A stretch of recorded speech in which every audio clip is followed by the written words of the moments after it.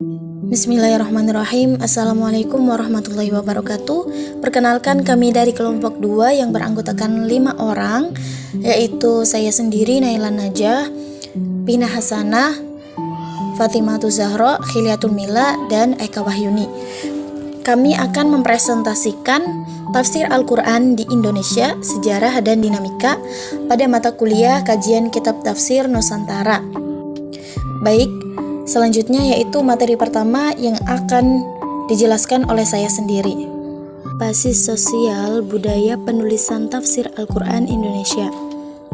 Karya-karya tafsir Al-Quran Indonesia lahir dari tangan para intelektual muslim dengan basis sosial yang beragam. Mereka ini juga yang memainkan peran sosial yang beragam pula, seperti sebagai penasihat pemerintah, guru, atau kiai di pesantren, surau, atau madrasah. Beberapa peran ini yang mencerminkan basis-basis di mana mereka mendedikasikan hidupnya untuk agama dan masyarakat. Yang pertama yaitu di Indonesia terdapat tafsir Al-Quran yang ditulis dalam ruang basis politik, kekuasaan, atau negara. Konteks yang demikian tampak pada Tarjuman Al-Mustafid karya Abdul Rauf As-Sinkili, tafsir Al-Quran pertama di Nusantara. Yang kedua yaitu tafsir-tafsir yang ditulis di lingkungan dan basis sosial pesantren.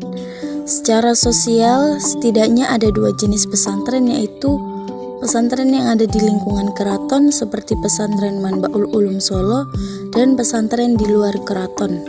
Tafsir Al-Quran yang lahir dari rahim pesantren di lingkungan keraton, misalnya kitab Al-Quran Tarjamah Bahasa Jawi Aksara Pekon yang diterbitkan pada tahun 1924 oleh Perkumpulan Mardikin Toko di Surakarta di bawah prakarsa Raden Muhammad Adnan pada tahun 1889 sampai 1969 Masehi. Karya ini pertama kali terbit pada tahun 1924 Masehi dengan membahas surah-surah Al-Quran secara terpisah. Adapun tafsir-tafsir yang lahir di rahim pesantren di luar keraton bisa dilihat, misalnya Raudhatul Irfan fi Ma'rifah Al-Quran dan Tamshiyatul Muslimin fi Tafsir Kalam Rabb Al-Alamin karya Kiai Haji Ahmad Sanusi pada tahun 1888 sampai 1950 Masehi. Kemudian yang ketiga, karya-karya tafsir yang ditulis ketika penulisannya aktif di lembaga pendidikan formal seperti madrasah dan kampus. Pada tahun 1978, Kiai Haji Hamzah Mangguluang, seorang pengajar di Madrasah As-Adiyah di Sengkang, Kabupaten Wajo, menyelesaikan terjemah Al-Quran dengan bahasa dan aksara Bugis. Yang keempat yaitu organisasi sosial Islam seperti Muhammadiyah dan Persis juga menjadi basis ruangan penulisan tafsir Al-Quran di Indonesia.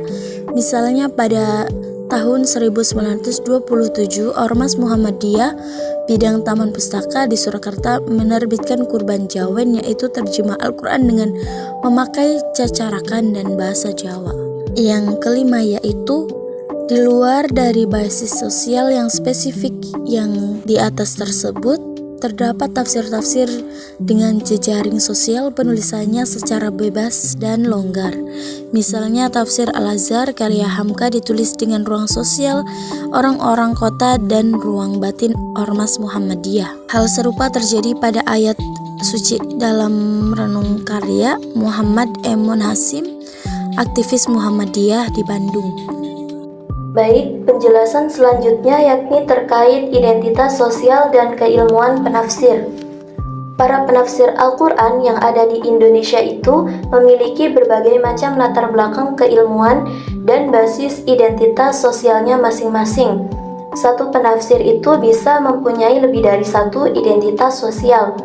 Namun dalam hal ini akan difokuskan pada konteks yang lebih umum dan populer di masyarakat. Setidaknya terdapat 5 identitas sosial dan basis keilmuan yang dimiliki oleh seorang penafsir. Yang pertama yaitu identitas sosial ulama. Ulama itu merupakan status sosial yang berasal dari pengakuan masyarakat yang tidak selalu terkait dengan karir akademik. Penafsir dengan identitas sosial keulamaan itu contohnya seperti Abdurrauf As-Singkili, penulis Tarjuman Mustafid, kemudian Kiai Soleh Darat, penulis Faid Ar-Rahman, dan lain sebagainya. Selanjutnya yang kedua yakni identitas sosial cendekiawan akademisi, yaitu para penafsir yang bergerak di dunia akademik sebagai pengajar dan mengembangkan ilmu pengetahuan. Keilmuan mereka beragam, tidak selalu spesifik di bidang kajian tafsir dan Al-Quran. Jalaluddin Rahmat, penulis tafsir Bil Ma'sur misalnya, adalah pakar di bidang ilmu komunikasi, dan M. Dawam Raharjo, penulis ensiklopedi Al-Quran, pakar di bidang ekonomi. Adapun mereka yang secara umum bidang kajian keilmuannya adalah kajian keislaman, itu misalnya Jalaluddin Rahman, penulis perbuatan manusia dalam Al-Quran, dan Harifuddin Cawidu, penulis kufur dalam Al-Quran. Kemudian selanjutnya yang ketiga, identitas sastrawan budayawan. Penafsir yang memiliki identitas sosial kesastrawanan kebudayawanan yakni Syu'bah Asa, penulis dalam Cahaya Al-Quran. Beliau merupakan seorang jurnalis dan budayawan. Ia pernah ikut dalam proyek puitisasi terjemahan Al-Quran pada tahun 1970 bersama Taufik Ismail dan Ali Auda. Kemudian ada Muhammad E. Hasim, merupakan salah seorang yang berjasa dalam pelestarian dan pengembangan sastra Sunda melalui penulisan tafsir Al-Quran berbahasa Sunda, sehingga beliau pada tahun 2001 dianugerahi hadiah sastra Sunda Rancag. Kemudian yang keempat yakni identitas sosial birokrat. Nah, birokrat yang dimaksud di sini adalah orang yang terlibat aktif dalam sistem pemerintahan yang dijalankan oleh pegawai pemerintah dan berpegang pada hierarki dan jenjang jabatan. Salah satu contohnya yakni Prof. Muhammad Quraisy Shihab, penulis wawasan Al-Quran. Beliau pernah menjadi birokrat kampus dan kemudian menjadi Menteri Agama pada Kabinet Pembangunan 7 di era rezim Soeharto. Kemudian selanjutnya yang kelima, identitas sosial politikus, yakni orang yang berkecimpung di dunia politik. Para penafsir itu ada yang aktif sebagai politikus, di samping identitas sosial lain yang melekat pada diri mereka masing-masing. Salah satu contohnya itu Omar Bakri. Beliau pernah aktif sebagai anggota Partai Politik Persatuan Muslim Indonesia dan menjadi pimpinan Masyumi di Sumatera Tengah. Oke, selanjutnya yaitu di Indonesia, tafsir Al-Quran disusun dengan menggunakan beragam bahasa dan juga aksara sesuai dengan konteks budaya dan juga kebutuhan masyarakat. Misalnya di Tanah Jawa sendiri terdapat tafsir yang ditulis dalam aksara Jawa, seperti Syarat Fatihah dan tafsir Walang Asri. Selain itu, ada juga tafsir dalam aksara Pegon yang banyak ditemukan di pesantren Jawa. Dalam perkembangannya, tafsir juga disusun dalam aksara Latin ataupun Roman untuk memfasilitasi pemahaman yang lebih luas, seperti yang dilakukan oleh Munawar Khalil dan juga Raden Muhammad Adnan. Selain itu, terdapat pula tafsir dalam bahasa Arab seperti Kiai Haji Ahmad Yasin Ashimuni. Namun, pilihan umum saat ini adalah penulisan tafsir dalam bahasa Indonesia dan juga aksara Latin, seiring dengan semangat persatuan bangsa yang diwujudkan melalui bahasa Indonesia setelah peristiwa Sumpah Pemuda. Beberapa tafsir terkenal dalam bahasa Indonesia antara lain itu seperti tafsir Al-Furqan, tafsir Al-Misbah, dan juga tafsir Al-Azhar. Hal ini dipilih untuk memudahkan akses pembaca yang lebih luas di masyarakat Muslim Indonesia. Selanjutnya yaitu tafsir Al-Quran di Indonesia menunjukkan dinamika yang kompleks dalam menginterpretasikan teks suci.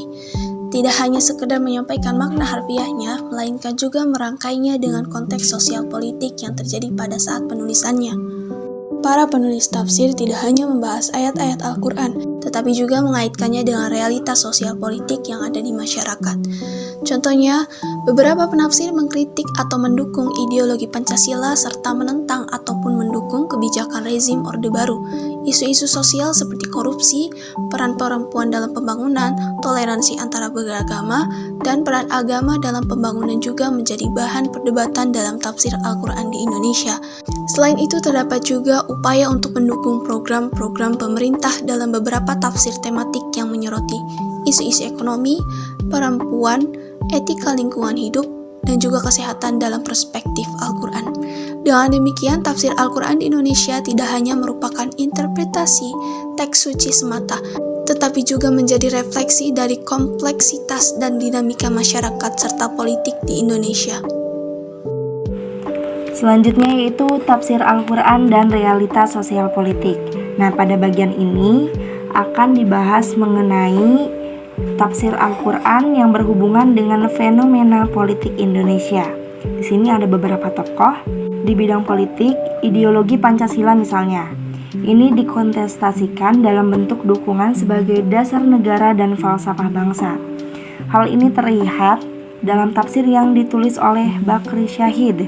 Di dalamnya, ia memberikan dukungan kepada Pancasila ketika menjelaskan makna ulul amri yang terdapat dalam Quran Surat An-Nisa ayat 83 dan Quran Surat Yunus ayat 7. Selanjutnya yaitu ideologi pembangunan rezim Orde Baru ini dikontestasikan oleh Muhammad Hasyim dan Syu'bah. Muhammad Hasyim dalam menjelaskan Quran Surat Al-Baqarah ayat 11, beliau mengkritik kebijakan ekonomi rezim Orde Baru sebagai sistem lisensi yang hanya memberikan keuntungan kepada kalangan tertentu.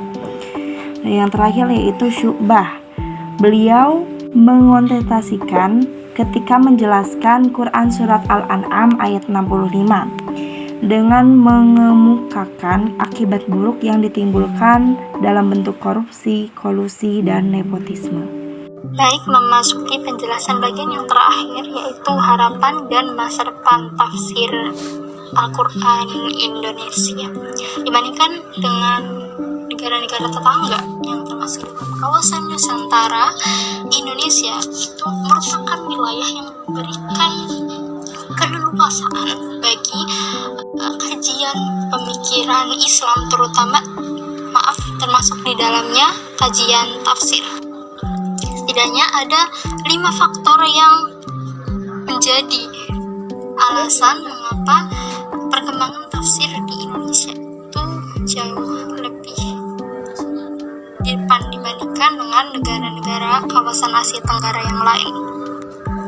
Faktor yang pertama adalah mazhab fikih dan pemikiran Islam bisa lebih luasa hidup di Indonesia. Negara tetangga kita Brunei Darussalam misalnya, itu secara formal negara itu mengatur mazhab fikih mereka adalah Syafi'i, kemudian teologinya itu adalah Ahlus Sunnah wal Jamaah, sehingga perkembangan tafsir dari ulama-ulama Brunei itu kemudian masih sulit untuk ditemukan. Lalu dari Singapura misalnya, kajian Islam, pemikiran Islam termasuk tafsir memang dilakukan, namun tidak secara spesifik sebab pemerintah tidak memberikan ruang secara khusus untuk perkembangan kajian keislaman. Lalu di Malaysia misalnya, Islam memang berkembang di sana, dalam artian umat muslim adalah mayoritas di sana, akan tetapi dialektika dalam masyarakat itu masih kurang. Sedangkan di Indonesia, walaupun mazhab mayoritas kita adalah Syafi'i dan teologi kita adalah Ahlus Sunnah wal Jamaah, akan tetapi Indonesia memiliki ruang yang jauh lebih luas dalam mengkaji pemikiran Islam, kemudian juga dialog dalam masyarakat itu jauh lebih luas dan jauh lebih berkembang dibandingkan negara-negara sekitar. Lalu faktor yang kedua adalah pemikiran para sarjana muslim dari luar Indonesia, sarjana muslim internasional itu diberikan ruang secara rasional dan juga dialektis. Misalnya, kajian-kajian atas pemikiran dari para tokoh Islam terkemuka, tokoh-tokoh tafsir tokoh-tokoh dalam bidang tafsir, misalnya ada Nasr Hamid Abu Zain, Muhammad Arkon, Hasan Hanafi, Muhammad Syahrul, kemudian Amin Al-Khuli, Bintu Syati, dan lainnya, itu kemudian diberikan ruang secara rasional dan juga dialektis. Terdapat pula banyak sekali penerjemahan atas karya-karya dari mereka, sehingga kajian atas tafsir itu dilakukan lebih mudah. Faktor yang ketiga adalah akses dan ruang yang terbuka luas bagi usaha penerbitan karya-karya ilmiah termasuk di bidang tafsir. Di Indonesia yang seperti kita ketahui bahwa banyak sekali jurnal-jurnal dari baik itu yang memiliki akreditasi Sinta 4 hingga Sinta 1, itu banyak sekali bertebaran di Indonesia. Hal ini kemudian menjadi faktor di mana kajian keislaman, kajian keilmuan tafsir itu jauh lebih mudah untuk diakses, jauh lebih mudah untuk dipelajari secara lebih lanjut dan efisien. Faktor yang keempat adalah sokongan dari pemerintah Indonesia terhadap kajian keilmuan Islam, dengan ditandai adanya pendirian universitas dengan basis keislaman, misalnya STAIN, IAIN, atau UIN di bawah Kementerian Agama, sehingga dengan hal itu kemudian perkembangan dari kajian tafsir Al-Quran di Indonesia menjadi lebih mudah, menjadi lebih maju dan lebih efektif. Faktor yang terakhir yaitu adalah keragaman yang ada di Indonesia, baik itu keragaman etnis, suku, budaya, maupun agama yang ada di Indonesia. Hal ini dapat mempengaruhi dinamika dan kemajuan dari paradigma tafsir yang ada di Indonesia yang dikaji oleh para sarjana muslim yang ada di Indonesia. Paradigma ini kemudian dijadikan sebagai jembatan oleh para sarjana muslim untuk memahami makna yang dimaksud oleh Al-Quran, sehingga tidak hanya pemaknaan pada ayat-ayat Al-Quran itu tidak hanya dilakukan secara tekstualis, namun kontekstualis, bergantung dengan